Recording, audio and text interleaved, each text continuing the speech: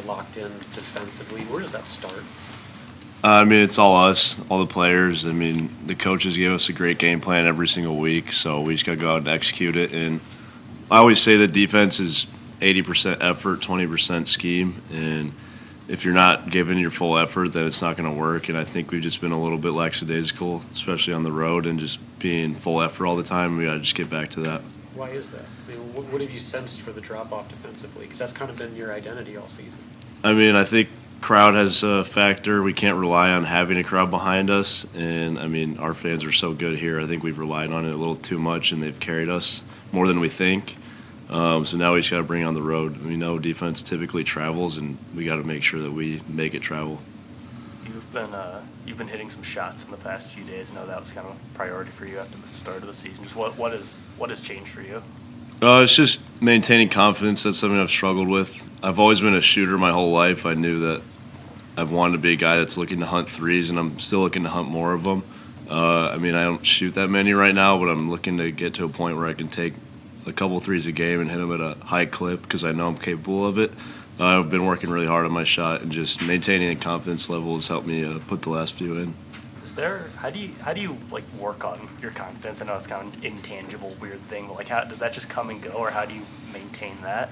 I've experimented with a couple things. Meditation has helped me before. I think that's one of the most helpful things. And the rest of it's just getting work in and getting your confidence from making shots in your workouts. And I know I shoot it at a level almost as good as Connor in my workouts, so now it's just about putting it into games and being able to actually put it on the floor.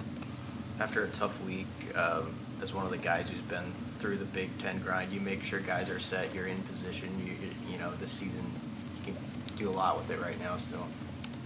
Yeah, I mean, we just got to stay level. I mean, that sounds very cliche, but I mean, there's so many highs and lows in this game. Last year we had the same thing. We beat Purdue, and then we lost 2 road games.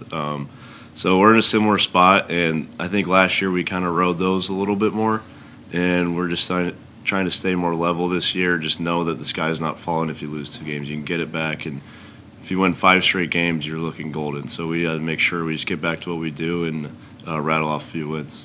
How has the response been just this week after Sunday ahead of tomorrow? Yeah, we've had really good practices. I think that our energy has been a lot higher. We're not a team that's just going to sit down and feel sorry for ourselves after getting our butts kicked. So I think there's been a really good response and just energy level, and we know there needs to be a sense of urgency heading into the next few games. How do you personally prepare defensively? Rutgers obviously has some real athletes that are going to throw at you. How do you prepare for that?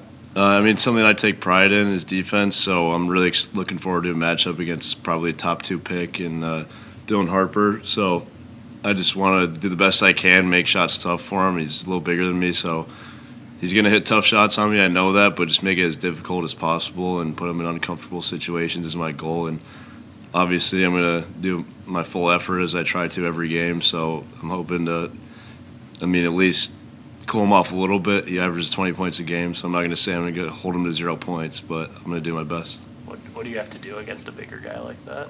I mean, just being physical, that's my main thing. I've been smaller than the people I've guarded my entire life, so being physical, kind of staying up close to him, so it's harder to dribble when a shorter guy's guarding you, and just make it as tough as possible and then contest at the release as high as you can. You spilled your dad's air freshener? I haven't, no. I'm not curious about it either. When it comes to just taking care of the ball, limiting those turnovers, where does that start? Has that been a focus this week?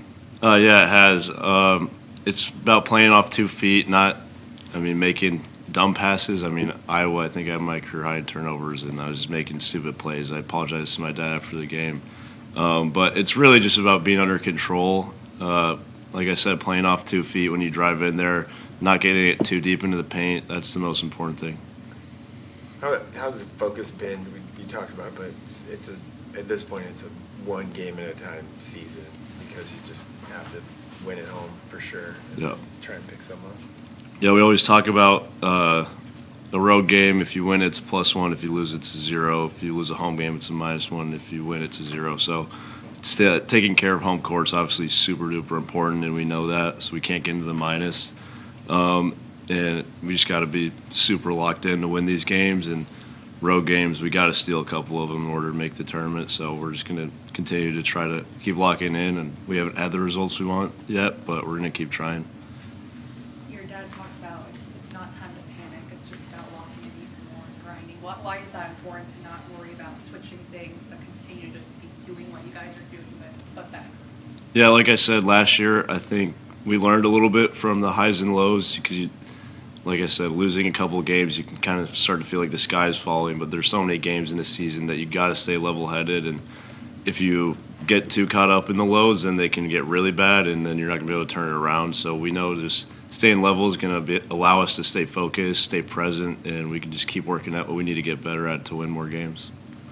Is that a benefit of last season, and this is your fourth season of college basketball, like learning that it's a marathon, not a sprint, not to get too high or too low? Yeah, for sure. I mean, every season I've been a part of this program has looked quite a bit different, and I've been on a team that won 10 games in a season, and that was a low basically the entire year. It started with the loss versus Western Illinois, and the next year we had a ton of adversity. I mean, I started playing and then lost 3 games pretty badly, and then we started winning, and I mean, that was a bunch of highs and lows at that point. And then last year, obviously, we had a ton of success, but just remembering that it wasn't a perfect season. We lost 11 games, and there were moments where it felt like the sky was falling and we wouldn't win a game the rest of the year, but we got back on track and were able to make the tournament. So that's definitely allowed me to learn from it and realize that everything's going to be fine no matter what happens. The results in the past, and you just got to grow from it.